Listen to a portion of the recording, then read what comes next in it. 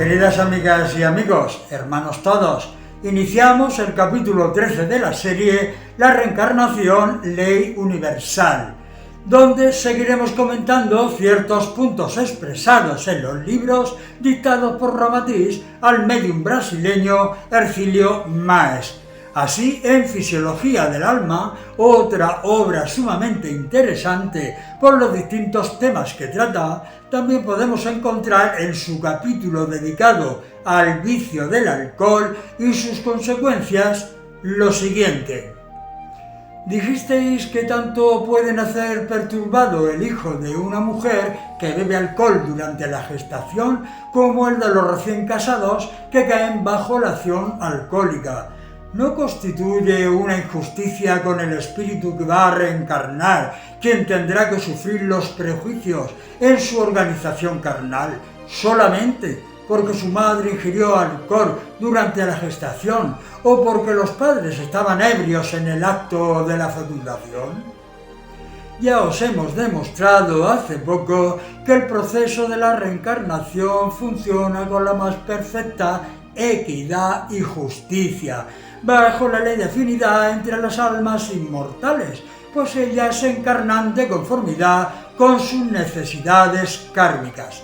El espíritu que necesita un organismo sano en su contextura nerviosa no irá a reencarnar de padres alcohólicos. De igual modo, un ex-alcohólico no merecerá heredar un cuerpo de salud perfecta y de ascendentes biológicos normales.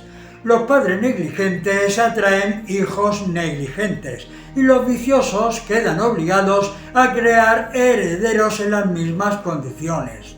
Si un espíritu noble destinado a encarnar en el seno de una determinada familia verifica que el embrión que le va a ser destinado estará lesionado por el alcohol ingerido, por la imprudencia de los gestantes o debido a la embriaguez de los padres durante el acto de fecundación, él se desliga a tiempo del proceso reencarnatorio y es sustituido por el espíritu de un ex-alcohólico que deba de pasar por la prueba del retardamiento mental o la expiación orgánica. En Mediunismo, otro excelente libro para todo aquel que desee descubrir los entresijos en el despertar de las facultades mediúnicas, en él se puede encontrar 1001 referencias a la reencarnación como la siguiente. La mediunidad es uno de esos talentos que los genios del bien conceden a los espíritus endeudados, necesitados de urgente rehabilitación espiritual. Esa facultad puede desaparecer en cualquier momento si su portador la profana para satisfacer su vanidad con provechos ilícitos. El medium, como instrumento fiel de la voluntad del Señor, revelada al mundo de las formas, crea destinos crueles para el futuro, cuando la negligencia o mala fe intervienen en el programa espiritual que prometió divulgar en la superficie de la tierra.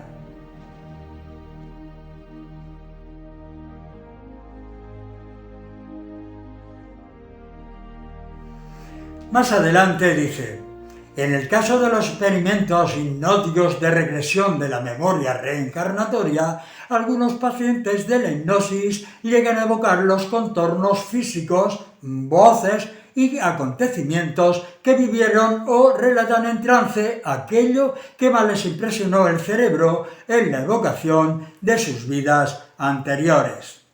También en mediunidad de cura podemos encontrar datos suficientes que confirman la creencia en la reencarnación, tanto del medium receptor así como del espíritu manifestante. La reparación de un crimen del pasado no siempre se cumple a través de una prueba igual en el presente.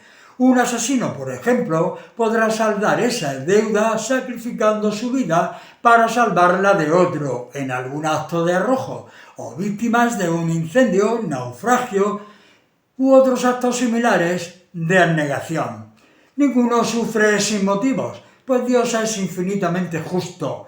Para algunas religiones, como la católica, por ejemplo, la disparidad existente entre las criaturas que nacen deformadas y pobres de recursos, en contraste con las sanas y que disfrutan del confort de la riqueza es una incógnita insoluble, pues ante la lógica de la equidad moral, la discrepancia nos lleva a admitir que Dios, nuestro Padre, es injusto y parcial, puesto que una parte de sus hijos nacen marcados por el hierro de la desgracia, mientras que otros surgen en cunas de oro, pletóricos de felicidad.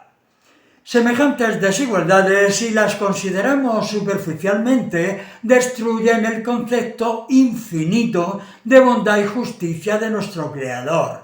Si las subordinamos a la ley de la reencarnación proclamada por el espiritismo, su contradicción moral es aparente, pues son consecuencias o efectos de actos practicados por el individuo alma en sus existencias anteriores. Por consiguiente, no truncan la línea recta de la justicia y de la razón. En esclarecimientos del más allá se expone lo siguiente: la cosecha es acorde a la siembra. Es obvio que las condiciones, los procesos y el tiempo requerido para esa rectificación redentora varían en relación con el volumen de los equívocos y delitos cometidos por el espíritu endeudado. Después de la muerte física, los tiranos, los acreedores de guerras y los exterminadores de pueblos enfrentan por mucho tiempo problemas de orden terrorífico y crucial, conforme a la extensión de sus crímenes, y según la suma exacta de todos los minutos que emplearon en los actos de perversidad, vandalismo y perjuicio para la humanidad. Después de ser sometidos a los procesos de rectificación espiritual mediante muchas reencarnaciones sucesivas que se producen a través de varios siglos, logran su mejor graduación para los caminos angélicos de un futuro. En el Sublime Peregrino, Ramatiz da respuesta a la siguiente pregunta. Algunos espíritus afirman que la evolución de Jesús se hizo en línea recta. ¿No podéis aclarar ese aspecto? Esa afirmación no tiene fundamento, pues la simple presunción de que Jesús haya sido creado espiritualmente con cierto impulso de inteligencia, virtudes o sabiduría innata sería un privilegio de Dios hacia un alma de su preferencia. Eso desmentiría el atributo divino de bondad y justicia infinitas del Creador. Además, no hay desmerecimiento alguno hacia el Maestro Jesús que haya evolucionado bajo la ley que se rige a los demás hombres, puesto que así confirma la grandeza de su espíritu perfeccionado por su propio esfuerzo.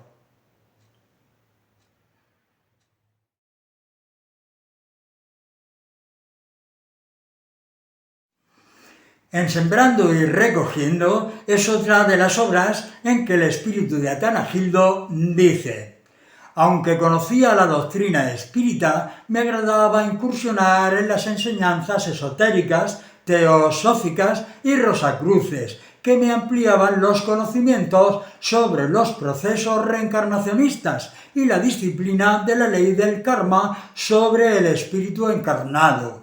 Cuando desencarné en el espacio, me dediqué a las actividades del mundo espiritual y me preocupé de conocer el origen kármico de algunos de esos casos tan tristes. Una vez investigados estos, tenía especial interés de reagruparlos y darlos a conocer a mis hermanos de la tierra. ¿Quién puede poner en duda la gran misericordia de Dios?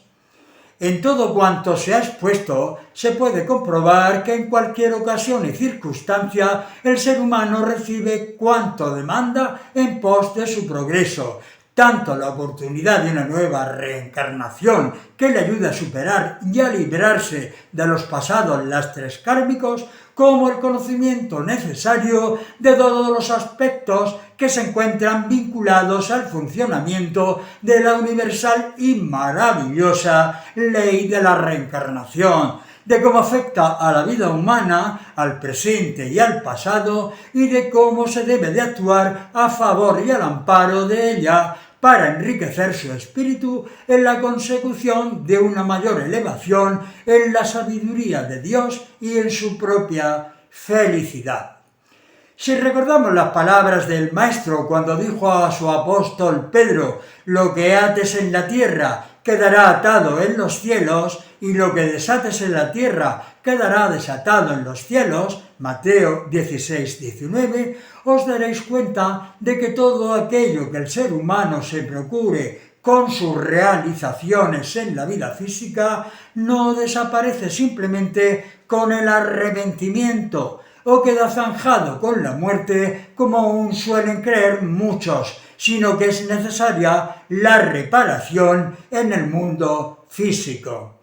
Los mentores encargados saben cuál es la manera ideal para cada espíritu de saldar su deuda. Así, porque en una vida fuera el causante de la muerte de varias personas por negligencia, no por ello el karma ha de proponer morir de la misma manera que las víctimas, tantas veces como vidas se perdieron, ya que igualmente quedaría saldada, por ejemplo, con trabajos solidarios que salvasen las vidas de otros desafortunados, aun a riesgo de perder la suya, como sería en casos de incendio, naufragio, etc. Sigamos escrutando otras obras espiritistas de corte mediúnico, con el fin de comprobar cómo los espíritus, desde hace varias décadas, quizá por ser el momento idóneo y porque el ser humano ya está preparado, abordan el tema de la reencarnación, afirmando su existencia y aportando cuanto necesario sea para que de una forma razonada se pueda comprobar y creer lo que el espiritismo aceptó desde el primer momento en sus bases, como uno de los puntales de realización, superación y progreso para todos los hijos de Dios.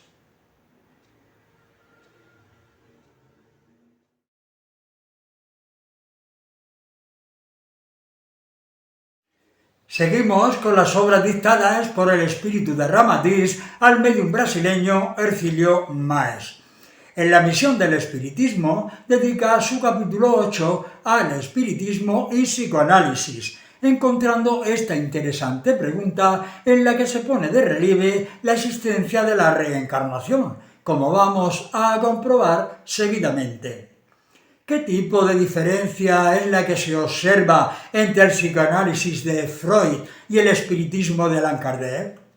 El psicoanálisis se limita a investigar en la intimidad humana y hace resurgir del subconsciente resentimientos o complejos que se presume han sido adquiridos en una sola existencia terrestre, mientras que en el espiritismo estudia la personalidad humana en un área mucho más extensa, porque analiza y esclarece acontecimientos mórbidos y característicos de otras vidas pasadas. De ahí la limitación de Freud, que investigaba factores mórbidos en las personas en un lapso de tiempo que va desde la cuna hasta el presente, ignorando que la verdadera individualidad del hombre se genera en el tiempo y en el espacio, remontándose algunos milenios atrás. En la vida humana y el espíritu inmortal también está impreso el legado del espíritu a favor de la reencarnación, como veremos en la siguiente pregunta que se le formula a Ramatiz. En oportunidades anteriores nos habéis dicho que a pesar de la dedicación y sentimientos paternos, los padres jamás deben de debilitar su autoridad para educar a sus hijos. ¿Nos aclaráis mejor ese punto? Los padres lúcidos ya deben comprender que su cuerpo material, como el de sus hijos, no deja de ser más que un instrumento de trabajo para el espíritu.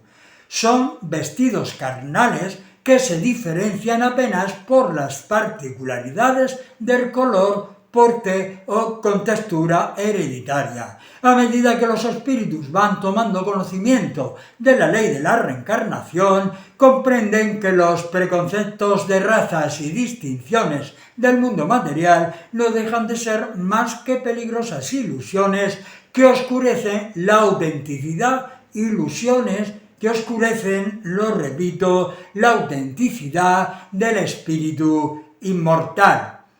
Así, de esa forma, al comprender la realidad de la vida terrena, deberán integrarse a la familia universal y comprender los sufrimientos ajenos, participar de las mismas vicisitudes, haciendo su propia felicidad en la alegría de servir y aliviar el dolor del prójimo.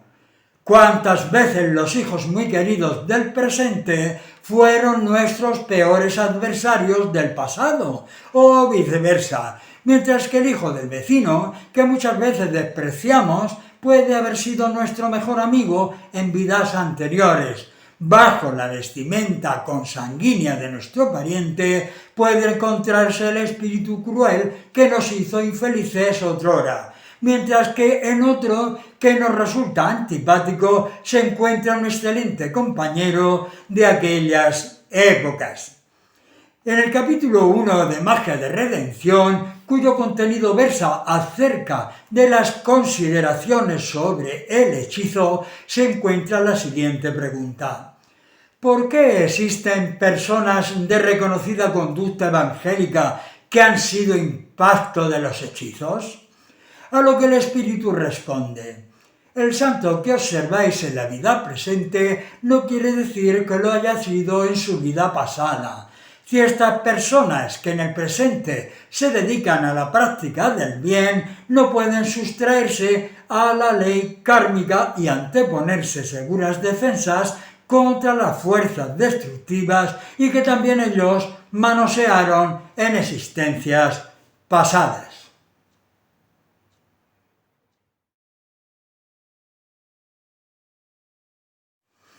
Están recogiendo ahora los frutos amargos de la siembra imprudente de otrora, y están encuadrados en la ley que dice: a cada uno le será dado conforme a sus obras. Además, debéis de saber que el simple hecho de reencarnar en la Tierra los obliga a soportar las contingencias y energías agresivas del plano terrestre, que aún es bastante primario. El hechizamiento es una acción perniciosa, producto generado consciente o inconscientemente por la mayoría de los hombres, y que a su vez alcanza proporcionalmente a todos los seres, según sean sus deficiencias o defensas espirituales. Es de sentido común que el nadador eximio no se ha de librar del inmenso peligro a que se expone si propone nadar en un río infestado de cocodrilos.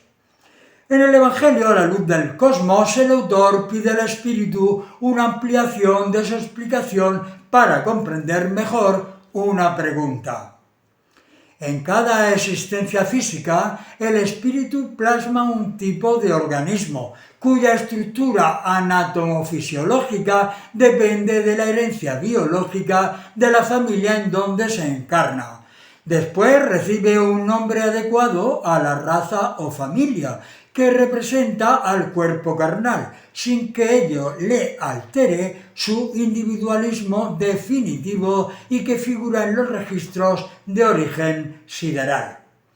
La individualidad del espíritu no se debilita, sino que desarrolla e incorpora las experiencias adquiridas periódicamente a través de las vidas sucesivas. Bajo la luz del espiritismo es la obra póstuma de Ercilio Máez, publicada 6 años después de haber desencarnado, en 1993. Este volumen, compuesto por los trabajos que el médium prepara para su futuro libro, no quedó completo, al desaparecer tras su muerte algunos de sus capítulos, según constaban en el índice que ya tenía programado. Los temas tratados por Ramatiz siempre son de máxima actualidad, demostrando una vez más su gran sabiduría. Entre ellos encontramos su visión sobre el exorcismo, el suicidio, la eutanasia, el aborto, el sexo, la homosexualidad, la prostitución, el psicoanálisis, el dolor humano y la mente. Personalmente, lo recomiendo, pues bien que merece su revisión.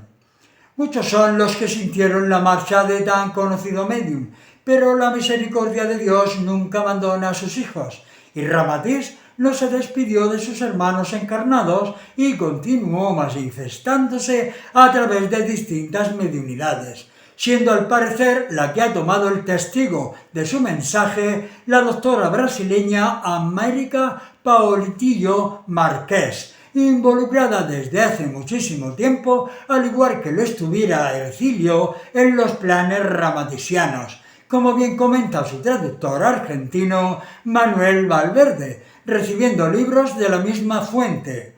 El primero de ellos, que nos ha llegado impreso en Argentina en 1998 bajo el título Jesús y la Jerusalén renovada.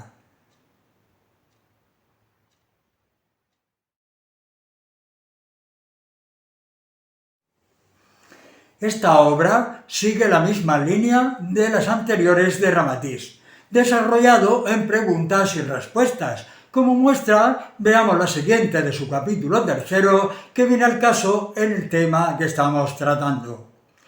De lo que nosotros conocemos y de los hombres en general, nos queda la impresión de que la realidad es un verdadero caos espiritual. A primera vista nos parece imposible hacer de los hombres y de nosotros mismos seres capaces de una definición interior tan profunda como la que significa tener capacidad para seguir al Maestro Jesús. En otras palabras, nuestra Jerusalén no parece nada fácil de ser renovada y en consecuencia no conocemos a gran número de personas empeñadas en pagar el precio en ese sentido. ¿Qué os parece? Es una observación procedente.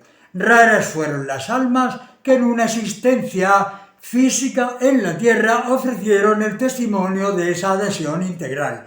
Pero os preguntamos, ¿qué nos exige tal cometido? Jesús afirmó que no se vería el reino de los cielos si no se naciera de nuevo. En ambos sentidos, esa afirmación es real. Tanto necesitará el espíritu de varias encarnaciones como en sentido figurado una verdadera gestación se efectúa para que pueda nacer el hombre nuevo, del que habla el Evangelio. A continuación veremos algunas de las obras más interesantes del conocidísimo medium Francisco Cándido Xavier, también brasileño, llamado familiarmente Chico Xavier, en las que, al igual que las anteriores comentadas, los espíritus hablan de la pluralidad de existencias o de las 1001 oportunidades que Dios ofrece a los seres humanos para alcanzar los etéreos planos de la luz. Entre ellas escogí la vida en el mundo espiritual, los mensajeros espirituales, misioneros de la luz, en torno a la mediunidad, acción y reacción, porque todas ellas dictadas por el espíritu de André Luiz. En la vida en el mundo espiritual, al final de su capítulo 47, La Vuelta de Laura, se lee lo siguiente. No podemos olvidar que Laura vuelve a la Tierra, con extraordinarios créditos espirituales. Aún hoy, el Gabinete de la Gobernación entregó una nota al Ministerio de Auxilio, recomendando a los operadores técnicos de la reencarnación el máximo cuidado en el trato de los ascendentes biológicos que van a enfrentar y a entrar en función para constituir el nuevo organismo de nuestra hermana. Se comentó la vuelta a la Tierra como bendita oportunidad de recopilar y aprender para el bien. Esto lógicamente demuestra que cada espíritu antes de encarnar tiene su programa kármico individual. En el capítulo 6, Advertencias profundas de la obra Misioneros Espirituales, recoge el siguiente párrafo. Volvamos al campo rectificando las siembras. El Ministerio de la Comunicación viene incentivando ese movimiento renovador. Ninguno de nosotros, de los que aquí nos encontramos, está libre del ciclo de reencarnaciones en la Tierra. Todos, pues, estamos necesitados de la vida eterna. No olvidemos, por tanto, el calvario de nuestro Señor. convencidos de que toda salida de los planos más bajos debe de ser una ascensión hacia la esfera superior.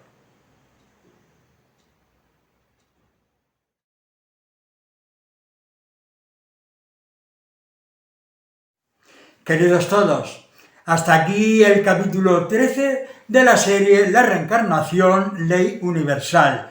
Como hemos comprobado, cuando un ser vuelve a reencarnar a la Tierra, dependiendo de su evolución espiritual, cuenta con todas las garantías y ayudas, eso sí, respetando su libre albedrío para que su tránsito por la nueva vida sea lo más aprovechado posible. Una vez en ella, necesitará de todos los adelantos adquiridos en las anteriores vidas, para que su trabajo sea ejemplar y testimonial ante sus demás hermanos. Así conseguirá dar un gran paso en la constante evolución de su espíritu. La frase con la que cerramos el capítulo 13 de la serie La reencarnación, ley universal, se la debemos al ingeniero aeronáutico, político y piloto de combate y astronauta William Nink, la cual dice así: el olvido del pasado puede representar una de las condiciones de entrada a una nueva etapa de existencia. El cuerpo, que es el órgano de sentido-percepción, puede ser tanto un obstáculo como una ayuda para el recuerdo. En este caso, los destellos casuales de la memoria nos proveen de unas revelaciones repentinas, abruptas y momentáneas del pasado, y son precisamente los fenómenos con los que esperaríamos encontrarnos. Hasta la próxima semana y con un gran abrazo fraterno os deseo a todas y a todos paz, amor y progreso.